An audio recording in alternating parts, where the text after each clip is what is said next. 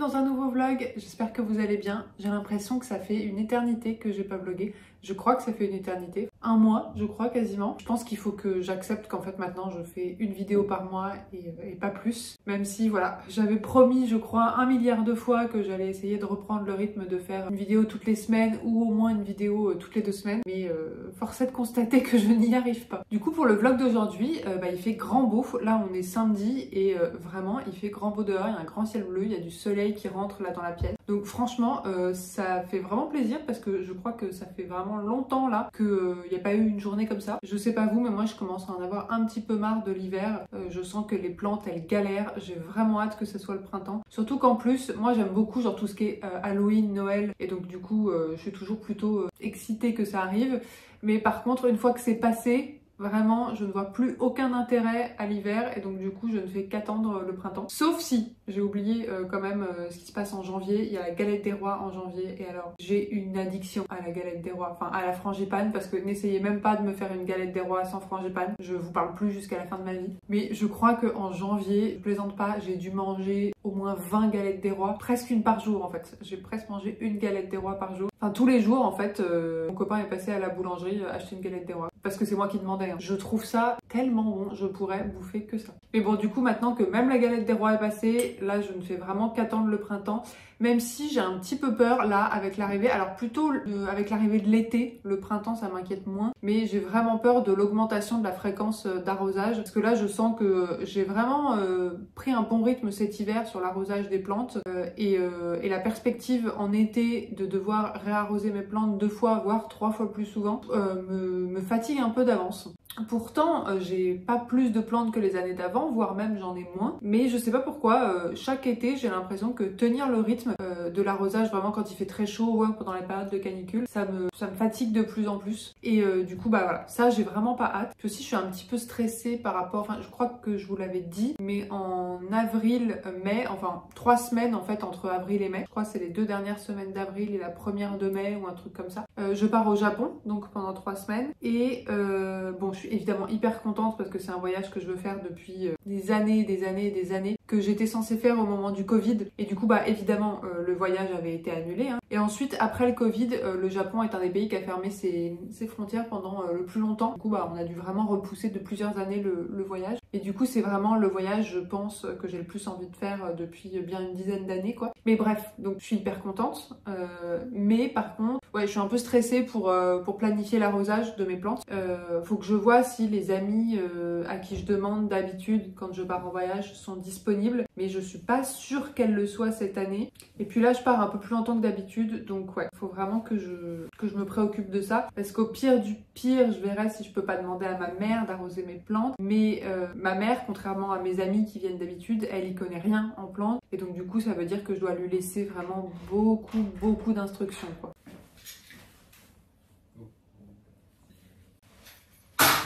En vrai, si je suis complètement honnête avec moi-même, j'ai l'impression que cette année, je suis prête à donner moins d'énergie, à faire moins d'efforts par rapport aux plantes parce que je me souviens vraiment, enfin voilà, il y a quelques années, ça me dérangeait pas de passer beaucoup de temps à faire mon arrosage et puis surtout, je prenais beaucoup plus de temps pour faire mon rempotage, pour mettre de l'engrais, pour faire mes tuteurs, enfin toutes les tâches annexes.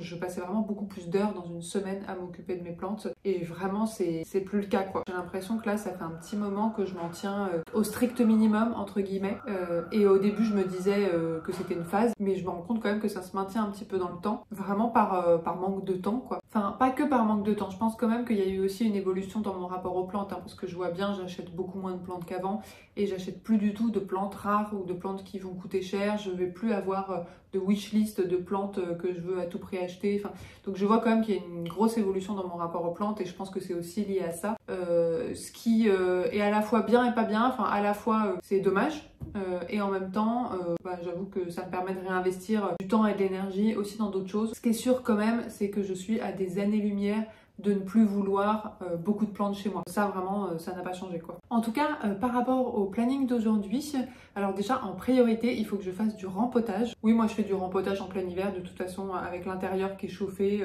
Je vois bien que les plantes, elles poussent en vrai. Donc du coup, je vois pas pourquoi ça serait pas possible de les rempoter. Donc oui, en priorité, il faut vraiment que je fasse du rempotage.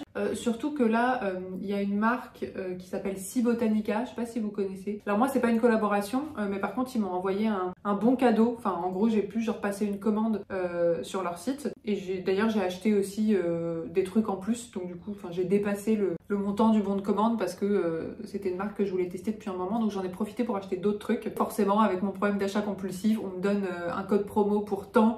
Et c'est pas possible pour moi de me limiter à ça une fois que je suis sur le site. Mais du coup, alors après, j'ai pas du tout fait des folies, hein, vous verrez. J'ai acheté du substrat justement pour faire les rempotages parce que l'idée du fait qu'ils m'envoient un bon cadeau, c'était le fait que je puisse tester un petit peu leur substrat. Et ça tombe bien parce que c'était un substrat que j'avais envie de tester. Et donc j'ai acheté du substrat. Je crois que j'ai acheté celui spécial pour les Hoya parce que j'ai pas mal de Hoya que j'aimerais bien rempoter, mais j'ai regardé la compo de leur substrat pour Hoya et je trouve que ça peut coller honnêtement à pas mal d'autres plantes que j'ai chez moi. Enfin, je pense pas que ça soit un problème de les utiliser pour d'autres plantes que les Hoya. Et puis ce que j'ai acheté du coup, donc ça c'était plutôt ce qui rentrait dans le bon cadeau. Et ensuite ce que j'ai acheté en plus, c'est des pots en plastique de différentes tailles, transparents. Parce que je trouvais que leur pot en plastique avait l'air pas mal et je crois que j'avais vu une vidéo de quelqu'un qui les déballait et du coup voilà. Et j'ai plus vraiment, enfin, en fait j'ai plein de pots pas en plastique. Non, qu'est-ce que je raconte? Mais je raconte n'importe quoi. J'ai plein de pots en plastique mais pas transparents que j'accumule avec les années. Mais je commence vraiment à préférer les pots transparents pour voir les racines. Et j'ai eu tellement de problèmes de pourriture de racines ces dernières années. Donc du coup voilà, je me suis fait un petit stock. Je sais plus combien j'en ai acheté. J'espère que j'en aurai assez pour rempoter tout ce que je veux rempoter. Le substrat, je suis pas sûre d'en avoir assez pour tout rempoter. Donc en tout cas, en priorité, rempotage. Il y a aussi pas que des Hoya que je voudrais rempoter, mais 2-3 autres plantes. Mais je sais pas à quel point j'aurai le temps. J'ai aussi de l'arrosage à faire aujourd'hui, donc j'aimerais bien essayer de caser ça. Et puis je voulais vous faire aussi tout simplement des updates parce qu'il y a pas mal de choses dont je voulais genre un peu vous parler et vous montrer. Par exemple des petites nouveautés qu'il y a eu à Noël, donc des petites nouveautés dans l'appart. Notamment on a changé pas mal de trucs dans le bureau. Et du coup, voilà, j'avais envie de vous montrer un peu les changements parce que, vous savez, à chaque fois que je change un truc chez moi, je vous le montre, je sais pas pourquoi. Mais ça me fait plaisir de le partager. Surtout que, en fait, je pense que c'est lié au fait que dans mon entourage, que ça soit mon copain ou mes amis proches, globalement, les gens s'en foutent un peu de la déco, quoi. Les gens s'en foutent un peu des plantes et de la déco autour de moi. Donc autant vous dire que j'essaye de pas trop les gonfler avec ça, mais donc j'en profite pour en parler sur YouTube. Ah oui, je voulais vous montrer aussi ce que j'ai eu à Noël. Alors je sais pas si tout le monde va reconnaître, mais pour les personnes qui ont grandi dans les années, je pense 90, ça va peut-être leur parler. C'est un collier, alors c'est la marque Who We Are. C'est pas du tout sponsorisé. C'est ce que m'a offert mon copain à Noël. Du coup, je sais pas si vous vous souvenez, mais dans les années 90, on avait ces espèces de colliers. En fait, c'était vraiment... Attendez, je vous montre de plus près. C'était vraiment des colliers comme ça, sauf que c'était des colliers un peu multicolores en plastique, quoi. Et donc ça, c'est une reproduction de ces colliers-là, mais en version... alors c'est pas de l'or, hein, mais en version plaqué or, enfin voilà, en version vrai bijou, quoi. Donc je trouvais le clin d'œil super rigolo. Depuis que je l'ai, je le mets tous les jours, et je me dis qu'il faudrait peut-être pas que je fasse ça, parce que je vais l'abîmer plus rapidement. Je pense que je vais peut-être me le réserver pour des occasions, quoi. Parce que je l'aime vraiment beaucoup, beaucoup. Et le deuxième truc que mon copain m'a offert à Noël, que je trouve trop canon aussi, alors c'est moi qui ai choisi les cadeaux, hein. C'est pas ses idées à lui, mais je vais vous le chercher aussi. Je sais pas si vous connaissez cette marque. C'est ce sac, et alors c'est d'une marque que je connaissais pas du tout, qui s'appelle, j'ai oublié, j'essaye de trouver le nom de la marque sur le sac. Ah, ça s'appelle Fable. Fable, mais c'est une marque, je crois que c'est anglais, donc Fable England. Bon, je vous mettrai si jamais ça vous intéresse. Mais je suis tombée dessus en fait, et je trouvais ça trop canon, parce que vous voyez, enfin, bon, évidemment, tout le truc du sac, c'est ce détail-là, quoi. Et je vous montre les motifs de plus près. Je trouve ça vraiment trop joli. Je trouve ça hyper délicat. Et alors, le sac en lui-même est plutôt classique. D'ailleurs, je l'aurais jamais acheté s'il n'y avait pas ça, parce que le sac est vraiment classique, quoi. Mais par contre, je trouve que ce détail-là est vraiment très joli. Et d'ailleurs, du coup, j'ai pris un porte-monnaie aussi chez eux. Vous voyez, j'ai pris aussi, parce que j'avais plus de porte-monnaie, il me manquait un porte-monnaie, et j'ai pris un porte-monnaie. Et donc, pareil, les motifs sont vraiment sublimes. Donc voilà, je connaissais pas du tout. Pareil, à nouveau, c'est absolument pas sponsorisé. Mais j'ai vraiment eu un coup de cœur pour cette marque, quoi. Et du coup, du côté de ma famille, j'ai eu 2 paires de chaussures. Je sais pas pourquoi d'un coup je vous montre ce que j'ai eu à Noël. D'ailleurs, c'est peut-être pas très poli de montrer ce qu'on a eu à Noël. Je sais pas si ça se fait ou pas. Bon, enfin, et puis je sais pas si ça vous intéresse. Mais comme c'est vraiment des gros coups de cœur que j'ai eu et que ça m'arrive plus très souvent de m'acheter des sacs, des chaussures, des trucs comme ça, bah du coup, ça me faisait plaisir de vous les montrer, quoi. Je fais rapidement 2 paires de chaussures parce que ça faisait très longtemps que je m'étais pas acheté des chaussures et mes chaussures étaient toutes en piteux état. Une paire de baskets. Et alors là, j'ai eu un coup de cœur pour en fait les lacets. Je sais pas si vous voyez, enfin, je trouvais les lacets trop canon. J'aime bien la couleur aussi kaki. Alors c'est la marque Caporal si jamais ça vous intéresse. Et donc je trouvais les lacets vraiment très très très jolis. Et l'autre paire de chaussures, du coup plus des chaussures d'hiver quoi. C'est des bottines comme ça. Alors ça je l'ai acheté où? Je sais plus. Il n'y a pas marqué la marque? Je crois. Alors je crois que c'est Minelli. Ouais c'est ça, c'est Minelli. Et ce genre de bottines comme ça, c'est vraiment le genre de chaussures que je porte depuis enfin toute ma vie non peut-être pas, mais depuis que je suis vraiment fin adolescence, je porte des bottines un petit peu comme ça et donc du coup à chaque fois dès qu'elles sont genre au bout de leur vie, je rachète un peu le même style. Donc j'ai demandé ces paires là à Noël et j'ai acheté de mon côté des lacets en mode ruban parce que normalement les lacets c'est pas ceux-là, mais en fait j'avais tellement bien aimé les rubans sur ces baskets là que ça m'a donné envie de faire pareil sur d'autres paires de chaussures. Et donc du coup je suis en train de me lancer dans un hors-sujet qui n'était pas du tout prévu. Il y a tout le monde qui a quitté la vidéo, ça y est. Bon, bref, du coup j'ai enlevé les lacets d'origine et j'ai mis des rubans à la place. Et je trouve ça plutôt sympa. Bon, voilà, c'était mon petit délire à moi. Bon, je vais aller remettre en place tout ça. Et puis je vais peut-être commencer à faire ce que j'ai prévu de faire pour la vidéo à la base. Et puis peut-être à la fin du vlog, mais je pense pas que j'aurai le temps, j'aurais bien aimé vous parler un petit peu de lecture parce que je sais pas si vous vous souvenez, il y a 2 vidéos de ça je crois, je vous disais que ça faisait très très très longtemps que j'avais arrêté de lire et que j'avais décidé de m'y remettre. Et depuis, donc je vous disais que c'était un petit peu difficile de m'y remettre.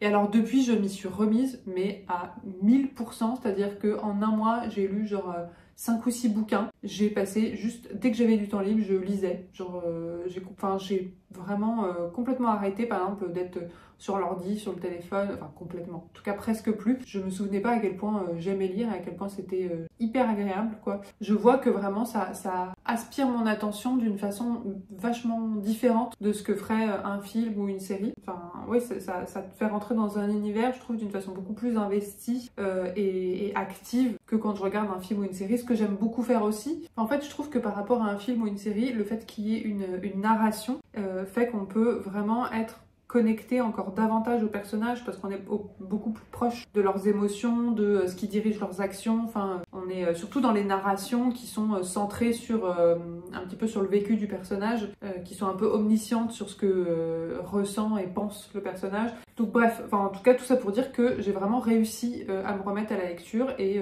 j'ai lu plein de bouquins et je suis hyper contente de ça. Après je suis pas sûre que ça vous intéresse plus que ça, mais peut-être à l'occasion du coup je vous parlerai des bouquins que j'ai vraiment bien aimés ou voilà un petit peu des bouquins que j'ai lus. Mais si je le fais, ça sera vraiment à chaque fois plus en fin de vlog pour que ceux qui s'en foutent puissent arrêter la vidéo avant. Bon, je vais me mettre du coup quand même à ce que j'ai prévu à la base, c'est-à-dire le rempotage.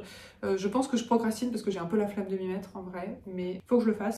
Donc c'est parti. Du coup, voilà le colis que j'ai reçu de Sea Botanica. Du coup, j'ai acheté en fait plein de pots comme ça, de tailles différentes. J'en ai acheté en version un peu carrée et en version un peu ronde. J'ai aucun souvenir d'avoir pris des billes d'argile. Alors par contre, j'ai pris que ça en fait de terreau, donc ça va faire léger pour rempoter tout ce que je veux rempoter quoi. Ça va faire léger. Après, je sais que si jamais j'ai besoin, j'ai d'autres substrats quelque part, il me semble. Non, j'ai halluciné. Je n'ai pas d'autres substrats, donc ça va être que ça. Donc je vais peut-être pas pouvoir rempoter autant de plantes que je le pensais. Voilà, bon, je suis mal organisée comme d'habitude. Alors, bon, il me reste ça en boîte. Je vais le mettre là-dedans. Donc apparemment il y a une ouverture facile, un truc qui permet ensuite de le refermer comme on veut. Mais je suis vraiment nulle pour ces trucs là. Ah, je crois que j'ai réussi.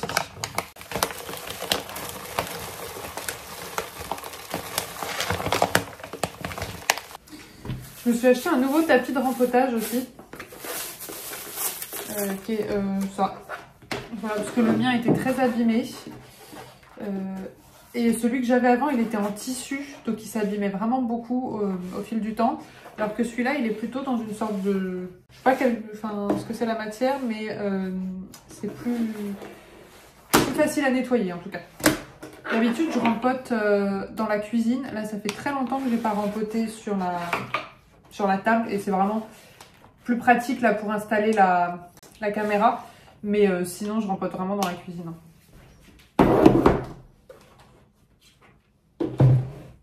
Alors dans les Oya que j'aimerais bien rempoter en premier, il y a ma Oya Crimson Queen parce que ça fait depuis que je l'ai pas rempotée et ça commence à faire vraiment longtemps. Et là, comme elle a beaucoup poussé ces dernières années, je pense que ça lui ferait du bien de... Je sais pas si il y a forcément besoin d'augmenter la taille du pot, mais en tout cas si je pouvais rafraîchir un petit peu le substrat, ça serait bien.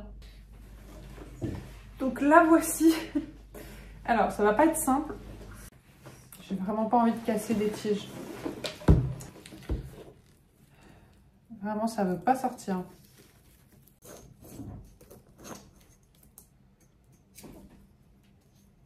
Putain, c'est chaud, hein. J'arrive vraiment pas à le sortir de son pot. Hein.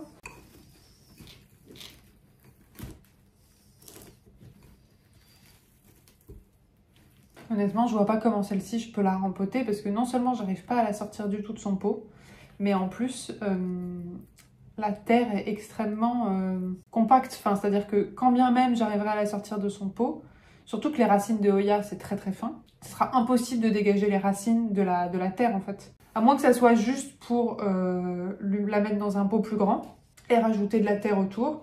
Mais par contre, la terre qui est déjà là, ça sera impossible d'enlever les racines sans casser toute la racine. C'est beaucoup, enfin, la terre est beaucoup trop rigide et c'est un bloc de pierre le truc. Déjà, faudrait que j'arrive à la sortir. Je suis en train d'essayer tous les accessoires de cuisine que j'ai.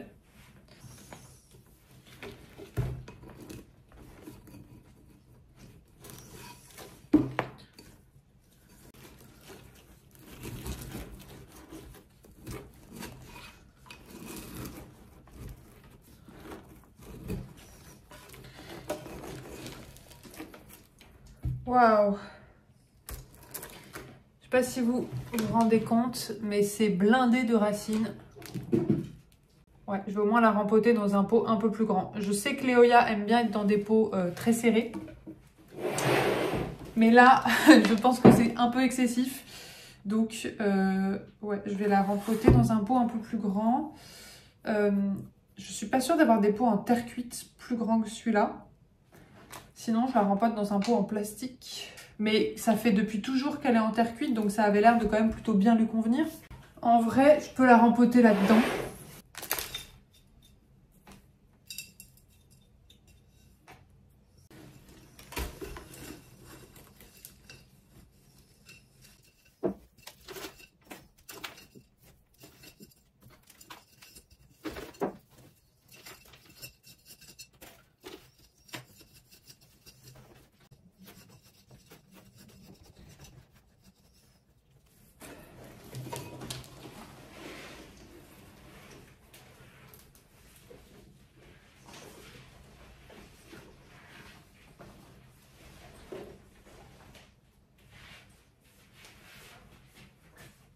Ensuite, je voulais rempoter ma Oya Mathilde, un petit peu pour les mêmes raisons, c'est-à-dire que je ne l'ai jamais rempotée depuis que je l'ai. Et déjà, ça me fera du bien de regarder un petit peu ses racines.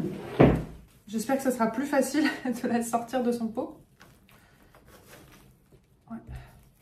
Alors pour le coup, elle a moins, je ne sais pas si on se rend compte, mais les racines vont bien, mais il reste encore pas mal de terre disponible. Donc il n'y a pas forcément besoin de changer la taille du pot, je pense.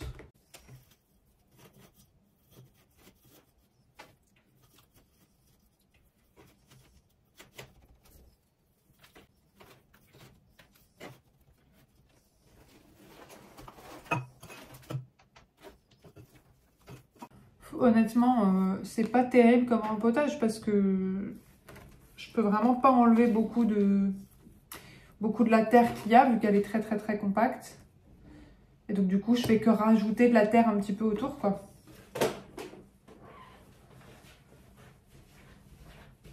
Alors, donc une autre que je voulais rempoter, c'est celle-ci, c'est ma Hoya lacunosa.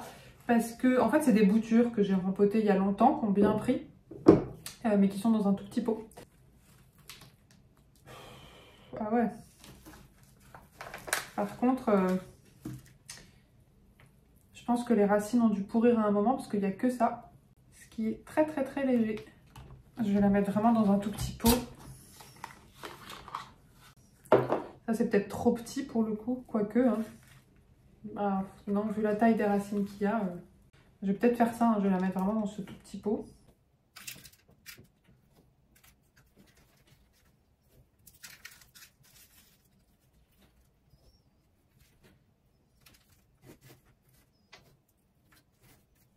Ah, celle-ci, c'était pas prévu. Finalement, je l'ai mis dans un pot plus petit que celui qu'elle avait avant. Je sais pas si je peux toujours réussir à la faire tenir là-dedans.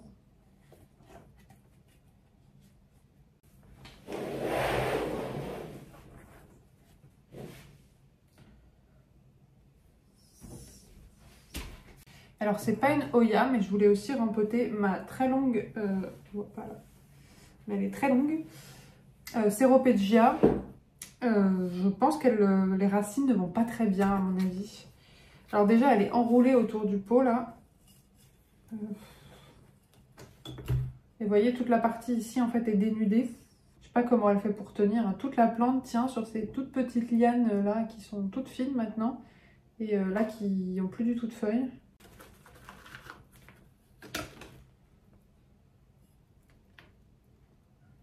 Alors, au niveau des racines, je ne sais pas si vous n'êtes pas très près, donc je ne sais pas si vous voyez, mais au niveau des racines, ça a l'air d'aller. Je pense pour pouvoir la surveiller, je vais la mettre là-dedans.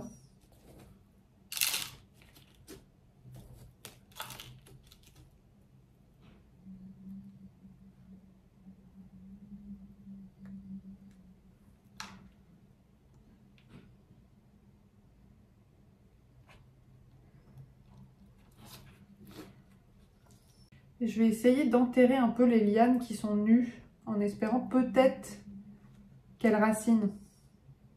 Je suis pas sûre que ça puisse marcher.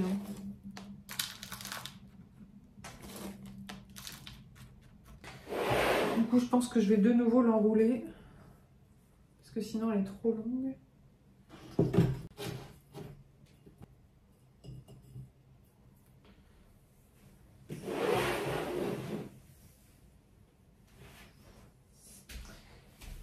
En fait, c'est plutôt confortable de rempoter ici. Je pense que je le ferai peut-être même quand je filme pas maintenant. Une que je voulais rempoter aussi, c'est ma Hoya Euskeliana. Tout simplement parce que je vois que ici, là, je sais pas si on se rend bien compte, mais ça sort un petit peu de la terre. Et mais j'hésitais aussi, je me souviens, j'hésitais à la rempoter avec mon autre Hoya Euskeliana. Avec celle-ci là, j'hésitais à les rempoter ensemble. Alors pour le coup, celle-ci, elle est blindée de racines.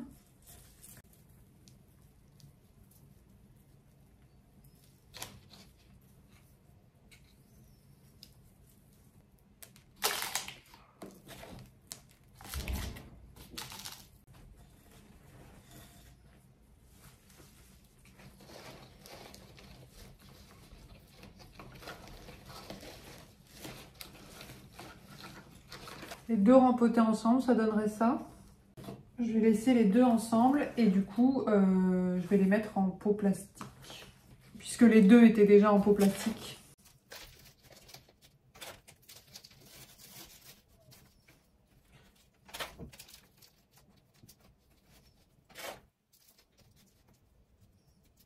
Du coup, les autres Hoya que je voulais rempoter, c'est les Hoya de ma vitrine. Donc je pense que je vais peut-être toutes les rempoter. Peut-être pas toutes, je vais les sortir déjà. Alors, donc il y a ma Hoya Compacta Variegata qui jaunit pas mal en haut. Je ne sais pas pourquoi, mais qui continue de bien pousser par contre en bas. Je la mettrais bien dans un pot transparent pour surveiller ses racines, elle. Ces pots-là, ils sont pas mal parce que j'ai l'impression qu'ils sont un peu hauts. Et je pense que pour mes anthuriums, ça serait pas mal. J'ai l'impression que c'est un peu grand pour elle. Mais ceux-là, ils seraient carrément petits.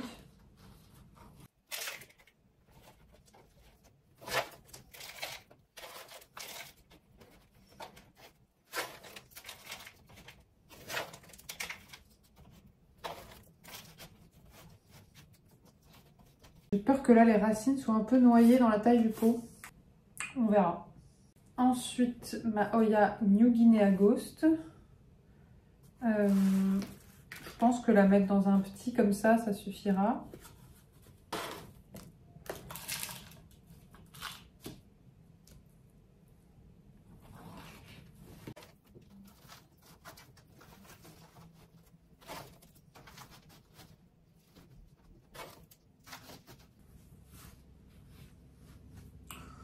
Voilà. Ensuite, alors il y a celle-ci. Oula,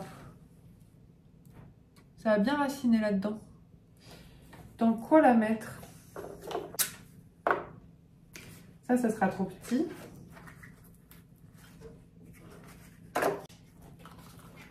Et ça, c'est beaucoup trop grand. Sinon, je réutilise, tant pis, c'est pas transparent, mais je réutilise un des trucs que je réutilise ça, quoi.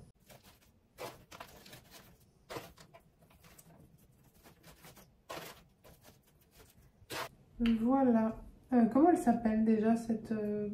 Ah, c'est la GPS. GPS quelque chose. Ensuite, on a ma Hoya Mathilde, ma petite Hoya Mathilde qui est dans la vitrine, qui est un petit peu plus argentée que la grande que j'ai. Celle-là, elle n'a pas forcément besoin d'être empotée, mais si je pouvais juste la passer dans un truc transparent, ça m'arrangerait. Sauf que c'est pareil, ça va être trop...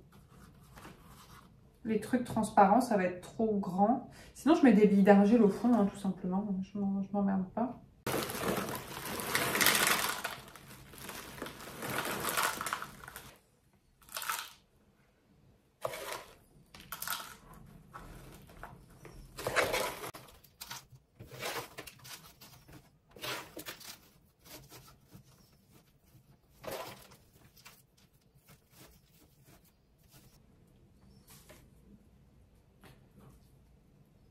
Une qu'il fallait vraiment que je rempote, c'est ma Hoya Wilburgrave, c'est-à-dire celle-ci qui est ma Hoya préférée en ce moment. Et alors du coup, j'aurais bien aimé la rempoter avec sa bouture qui est ici, mais la bouture elle est en sphène et j'ai peur d'avoir du mal à enlever les racines.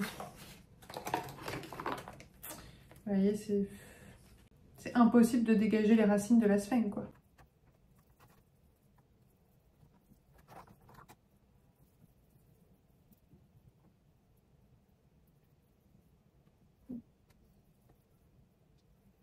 J'essaye quand même. Parce que parfois, je rempote avec la sphène, enfin en laissant de la sphène dans le terreau parce que j'ai pas réussi à tout enlever. Mais je trouve que c'est vraiment un risque que les racines pourrissent, quoi. En plus, ce qui est compliqué avec la sphène, c'est qu'au-delà du fait que c'est difficile à enlever autour des racines, c'est en plus très similaire visuellement aux racines à certains moments. Et donc du coup, c'est très difficile en plus de savoir si on est en train d'abîmer les racines ou pas, quoi.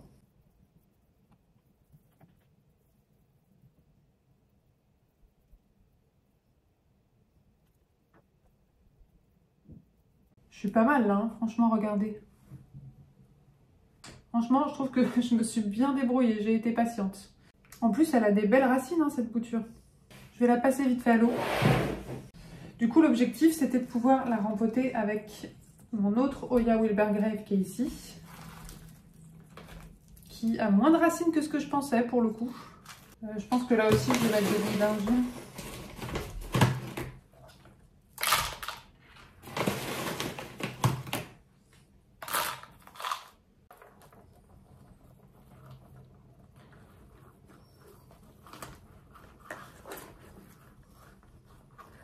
J'espère que la transition là pour la petite bouture entre la sphène et le terreau va pas être trop violente.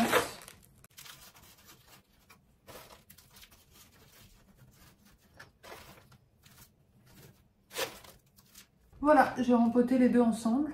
Ça va me faire gagner un petit peu de place dans la vitrine. Et alors, il y avait cette Oya. Alors, elle est dans un mélange de sphène et de terreau. Je sais pas si vous vous rendez compte. Elle a bien raciné. Hein. Ouais, il y a de la sphène, mais il y a aussi de la terre, du coup.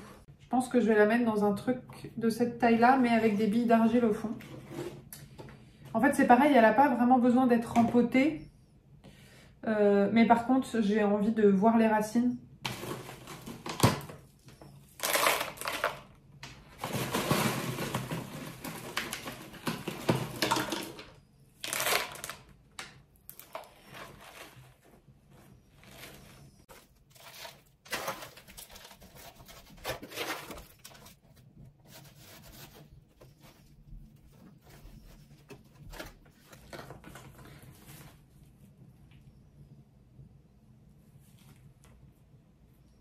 J'ai bien avancé, franchement. Alors, il y avait celle-là, mais elle n'a pas vraiment besoin d'être rempotée parce qu'elle est très récente. Après, je sais pas si le substrat est... Ouais, je suis pas une fan du substrat. Celle-ci, je suis vachement contente parce qu'elle est bien en train de partir. Je sais pas si vous voyez. Mais quand je l'ai reçue, elle avait qu'une seule feuille. Je vous l'avais montré en vidéo. Elle avait... que cette feuille-là, je crois. Et donc, depuis, elle m'a fait ces feuilles-là. Et vous voyez, là, elle a une tige qui est en train de partir avec 2 feuilles qui sont en train d'arriver. Et ça continue ici. Donc, je suis vraiment très, très contente. C'est la Oya Carnosa Ghost. Et c'est une Oya que je voulais vraiment beaucoup. On m'avait dit qu'elle pouvait être un petit peu capricieuse. Et elle n'a rien fait pendant un moment. Donc, je suis vraiment très contente de la voir enfin sortir de jolies feuilles, quoi. Donc, voilà, j'ai enlevé une partie de l'ancien substrat. Par contre, je pense que je peux la mettre dans un truc petit, elle. Hein. Ouais, pour le coup, peut-être pas aussi petit que ça, mais qu'est-ce que j'ai d'autre? J'ai rien d'autre en transparent, en fait.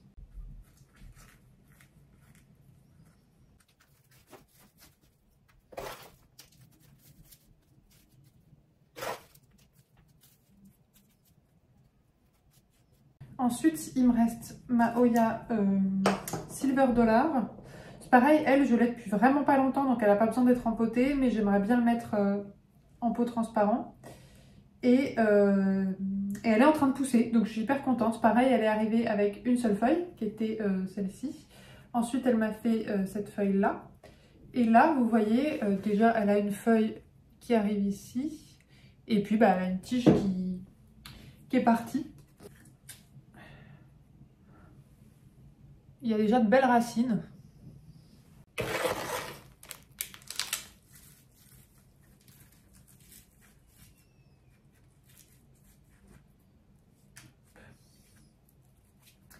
Voilà. Et je vais faire pareil, je pense, avec ma petite Oya Serpence. Pareil, je vais la mettre dans un petit pot.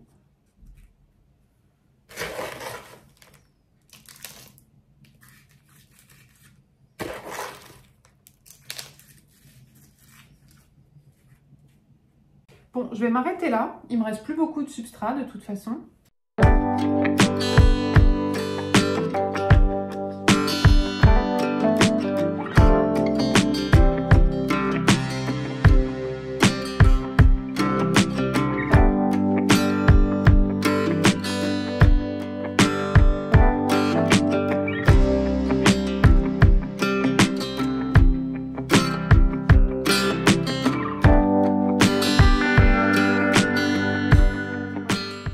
Du coup, je vais arroser quelques-unes des plantes que je viens de rempoter, pas toutes parce qu'il y en a dont le terreau était encore bien humide.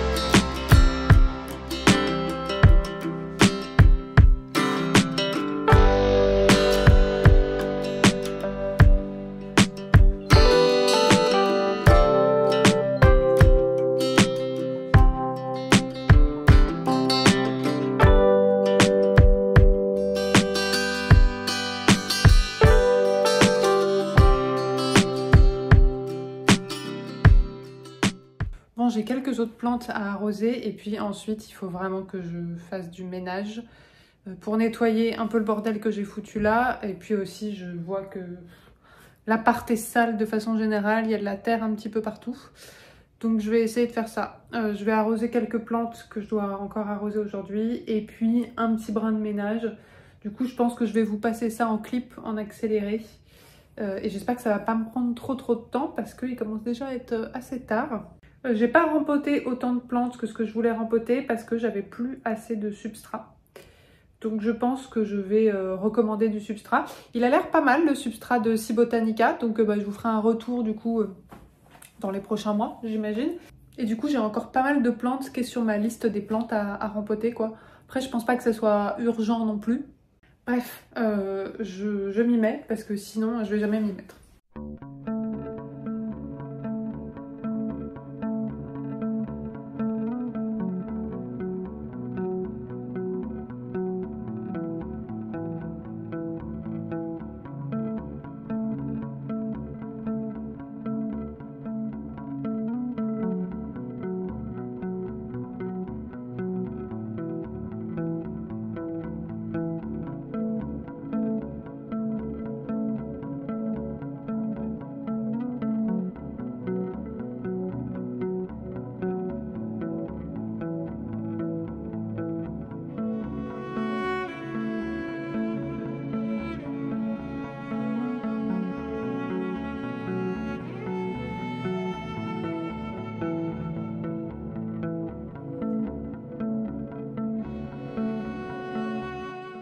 Ça c'est ma petite bouture de sedum burrito que j'avais fait à partir de branches qui s'étaient cassées de mon sedum burrito.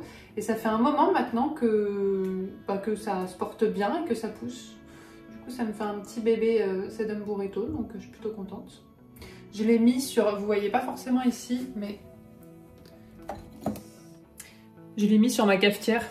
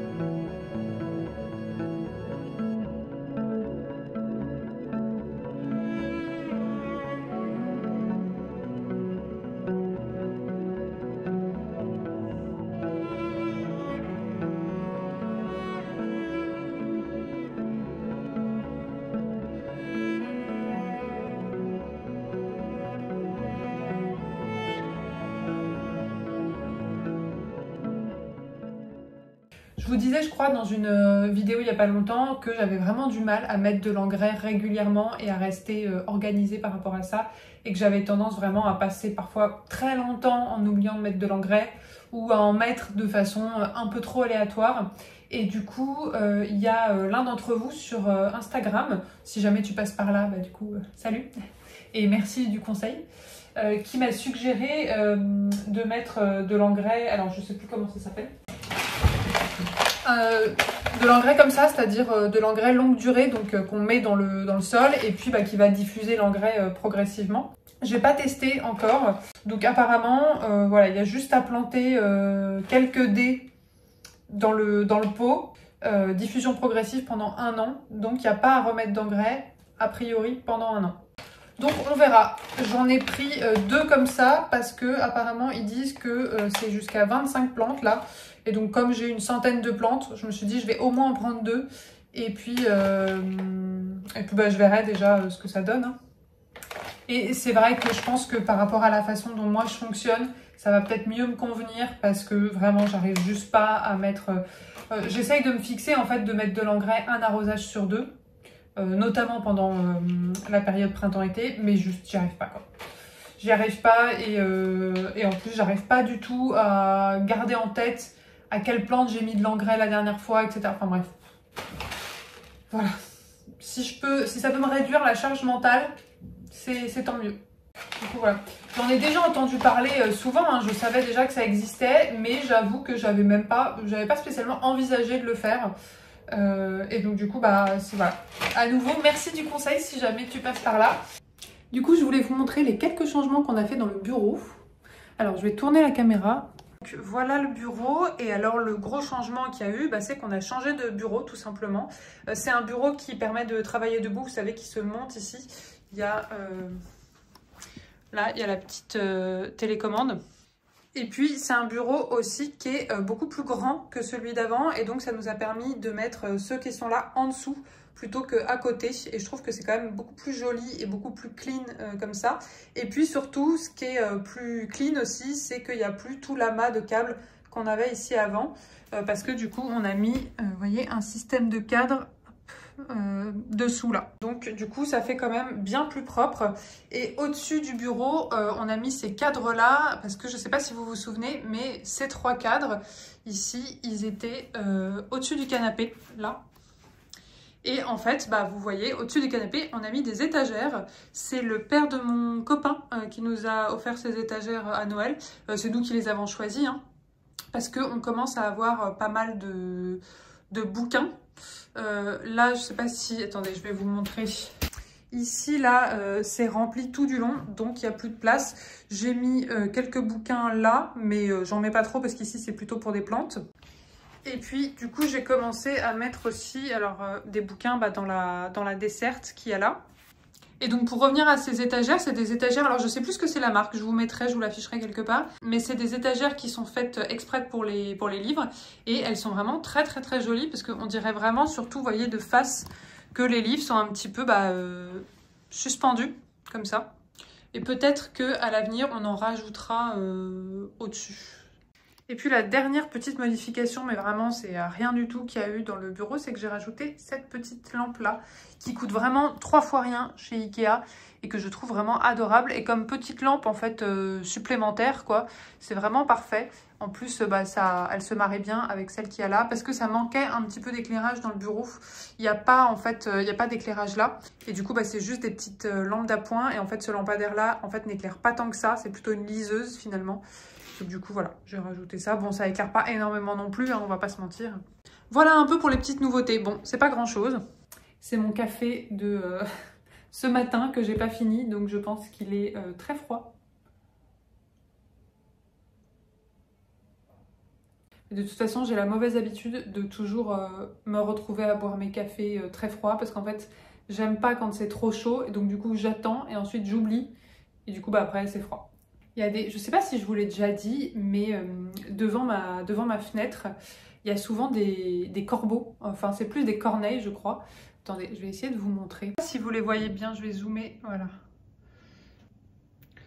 Vous voyez, il y en a... Hop, ah, mais il y en a un qui est parti. Bon, bah ils sont tous en train de partir. Tant pis. Bon, mais en gros, ce que je voulais vous dire, c'est que devant ma fenêtre, il y a souvent des corbeaux qui s'attroupent. Ça fait genre un peu plus d'1 an qu'on vit ici et ils viennent quasiment tous les jours. Et les corbeaux, c'est un de mes animaux préférés. Enfin, j'adore les corbeaux, je trouve que c'est super joli. C'est des animaux hyper intelligents, mais vraiment hyper intelligents. Il y a pas mal d'études qui ont été faites sur les corbeaux et qui montrent vraiment leur capacité à résoudre des problèmes, leur capacité à transmettre des messages. Enfin, c'est vraiment impressionnant, quoi. Bref, j'adore les corbeaux et du coup je suis hyper contente qu'il y en ait qui squattent aussi souvent devant ma fenêtre quoi. En plus c'est rigolo parce que parfois ils sont vraiment en petit attroupement comme ça et t'as un peu l'impression tu sais qu'ils sont en train de comploter. c'est rigolo, j'aime bien.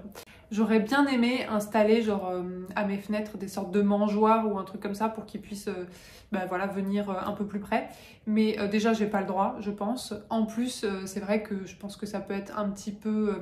risqué entre guillemets parce que j'ai une amie qui avait fait ça et c'est toujours le risque de se retrouver avec beaucoup plus d'oiseaux devant ta fenêtre que ce que tu avais prévu, quoi. Donc ça peut vite être le bordel. Surtout que moi j'ai un chat, donc s'il commence à y avoir trop d'oiseaux devant la fenêtre, vraiment il va devenir dingue. Et puis en plus de ça, en fait j'ai des fenêtres où on peut rien accrocher. On peut vraiment rien accrocher, c'est tout lisse, quoi. Donc je vois même pas comment je ferais de toute façon. Bref, c'était la parenthèse corbeau. Et du coup, je voulais terminer ce vlog en vous parlant un petit peu de mes lectures. Alors je pense qu'il y en a plein d'entre vous que ça n'intéresse pas du tout et qui s'en foutent. Et donc n'hésitez pas peut-être à quitter la vidéo maintenant. Et dans ces cas-là, je vous fais plein de gros bisous. Mais du coup voilà, ça me faisait plaisir de vous en parler un petit peu parce que je suis quand même vachement contente de m'être autant remise à lire. Et donc j'ai envie de le partager un petit peu. Mais du coup, je serais curieuse aussi que vous puissiez me dire les livres que je vais mentionner, si certains d'entre vous les ont déjà lus, ce qu'ils en ont pensé, et puis aussi si jamais vous en avez d'autres à me conseiller qui seraient un peu similaires à ceux que j'ai adorés, quoi. Déjà là du coup en un mois j'ai lu tout ça, donc vous voyez quand je vous dis que je me suis bien remise à la lecture, c'est que j'ai lu genre 2 livres par semaine, quoi. Et j'ai pas eu besoin de me forcer, quoi. Vraiment c'est venu tout seul, j'ai commencé le premier et une fois que j'étais dedans ensuite j'ai enchaîné et j'ai vraiment pris énormément de plaisir. Juste, je voulais vous montrer du coup mes 3 livres préférés all time, vraiment de tous les temps. Alors il y en a un, c'est pas un livre que j'ai lu récemment, c'est un livre que j'ai lu il y a quelques années, mais qui est un de mes livres préférés, c'est Des fleurs pour Algernon. En plus, celui-là, cette version, elle est vraiment hyper jolie. En fait, le pitch du bouquin, c'est que il y a des scientifiques qui ont trouvé un moyen de décupler l'intelligence, donc voilà, de rendre les gens beaucoup plus intelligents d'une façon exponentielle. Ils ont testé en premier sur une souris, donc, et la souris elle s'appelle Algernon, c'est pour ça. Et en fait, ils vont tester, dans le livre, ils vont tester sur un homme qui est décrit comme étant un peu un simple d'esprit. Même si j'aime pas trop ce terme, mais voilà, c'est le terme qui est écrit. Et donc en fait, le bouquin, c'est une sorte de journal intime de cet homme-là dont on a décuplé l'intelligence via ce traitement. Et donc c'est l'évolution en fait de sa pensée, de son rapport à lui-même, de son rapport au monde, de son rapport aux autres, au décours en fait de cette évolution. De cette évolution intellectuelle qu'il a. C'est un bouquin qui est vraiment... c'est un mélange science-fiction, philosophie, et c'est très joli, c'est quand même assez triste, je trouve. Mais voilà, ça peut être assez bouleversant. Mon deuxième bouquin préféré, il s'appelle Piranèse de Susanna Clarke. Et alors vraiment, celui-là, j'ai eu un coup de cœur, mais monumental dessus. Je l'ai trouvé incroyable, hyper poétique. C'est vraiment extrêmement mystérieux, c'est très difficile à décrire aussi. Ça parle du coup de Piranèse, qui est le personnage principal, et en fait Piranèse, il vit dans une espèce de labyrinthe infini, vraiment une espèce de palais labyrinthique avec des grandes pièces, avec des grandes statues. Et ce qui est assez particulier aussi, c'est qu'il y a l'océan au milieu du palais, au milieu de cette espèce de grande maison infinie. Et donc en fait, il n'a connu que ça toute sa vie. Il n'est jamais sorti de ce labyrinthe, de ce palais. Il ne sait pas très bien pourquoi il est là, ni ce qu'il fait là. Il est tout seul, sauf une autre personne qu'il appelle l'autre, du coup, parce qu'il ne sait pas son prénom. Et donc il n'y a qu'une autre personne qui connaît dans ce monde-là. C'est vraiment un mystère sur qui est Piranèse, quel est cet endroit finalement, qu'est-ce qu'ils font là, qui sont-ils, etc. C'est vraiment très poétique, très onirique, assez philosophique aussi, très réflexif. Et le personnage de Piranèse, je crois que c'est le personnage le plus attachant que j'ai vu dans un livre de ma vie, quoi. Il a une espèce d'innocence et de gentillesse qui est incroyable. Mon troisième bouquin préféré, c'est Le Chant d'Achille de Madeline Miller. Et alors, Le Chant d'Achille, j'ai jamais autant pleuré en lisant un livre de ma vie. Vraiment, à la fin, c'est même pas la petite larme qui coule comme ça, vous savez, c'est vraiment les sanglots, j'étais à ça de me rouler par terre, quoi. C'est vraiment un très beau livre, c'est très bien écrit. C'est une réécriture de l'Iliade, donc une réécriture de l'Iliade de Homère, mais en se focalisant sur l'histoire d'amour entre Achille, le demi-dieu Achille, et son acolyte Patrocle. Donc c'est une relation qui est évoquée déjà dans certains textes à l'époque, mais qui n'a jamais été explorée vraiment de façon aussi précise. Et ce qui est très intéressant, c'est que le livre parle en fait du point de vue de Patrocle et non pas du point de vue d'Achille, qui pourtant est le personnage le plus connu de la mythologie. Et donc voilà, c'est vraiment l'histoire de l'Iliade, donc avec la guerre de Troie, etc., l'histoire de Achille, mais centrée sur la relation entre Achille et Patrocle. Très très beau, très agréable à lire. Ça m'a vraiment repassionnée pour tout ce qui était un petit peu la mythologie grecque, qui est un univers que j'aime bien. Par contre, vraiment, il faut avoir le cœur sacrément accroché parce que c'est assez triste. Vraiment, c'est assez triste et dramatique. Vous savez, la mythologie grecque, ça parle beaucoup de la question de la tragédie, etc. Donc voilà pour mes 3 bouquins préférés. Dites-moi si jamais, si jamais vous en avez lu parmi ceux-là et si vous avez aimé autant que moi. Après, dans les bouquins que j'ai lus et que j'ai beaucoup aimé aussi là dernièrement, il y a eu We Used to Live Here. Alors, We Used to Live Here, c'est un thriller.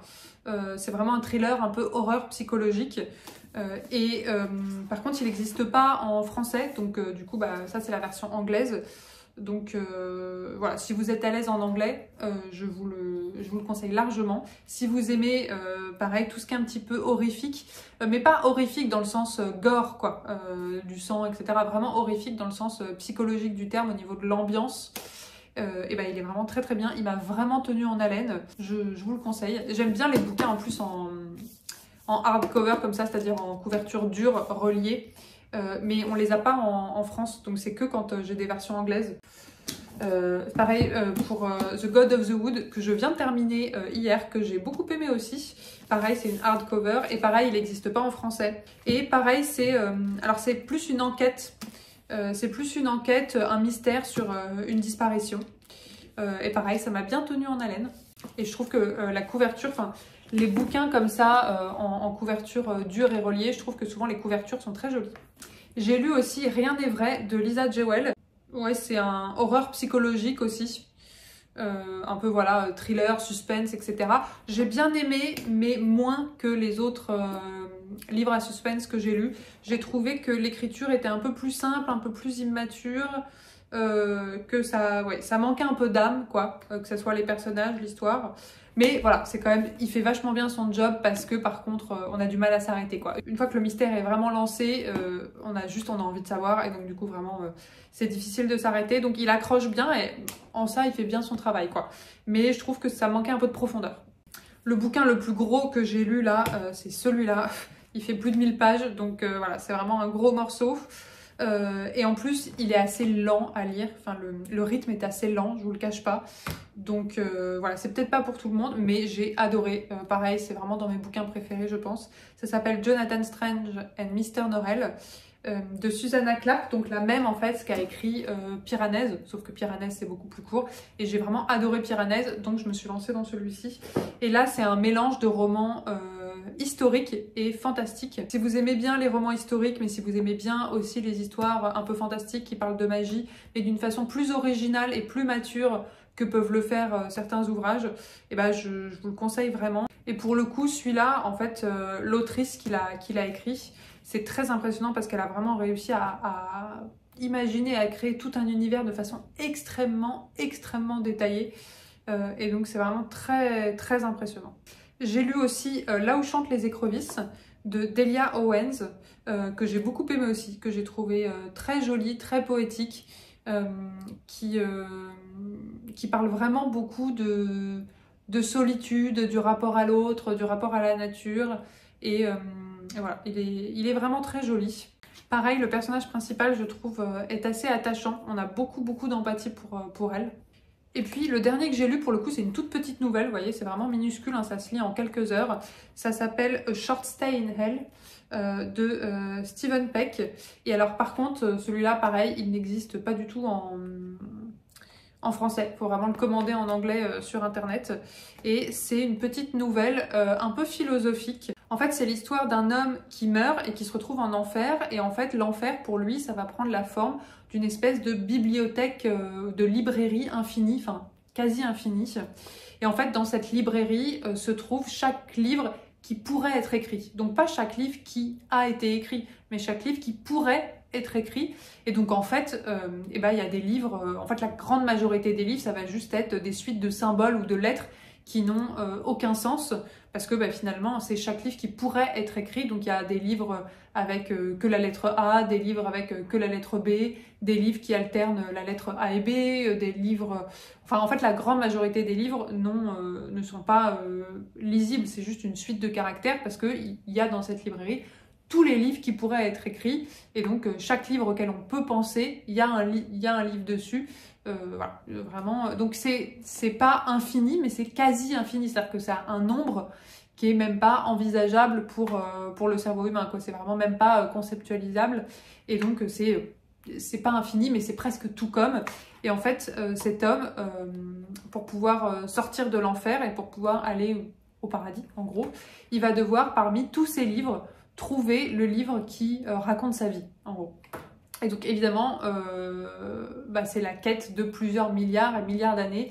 Et donc il n'est pas tout seul dans cette librairie, il va rencontrer d'autres gens qui ont la même quête que lui. Et donc voilà, c'est assez terrifiant pour le coup, c'est de l'horreur psychologique aussi parce que c'est assez terrifiant. Et c'est vraiment en fait la vie de cet homme dans cette librairie sur des milliards et des milliards d'années, quoi, et par quoi il va passer. Voilà, ça m'a beaucoup...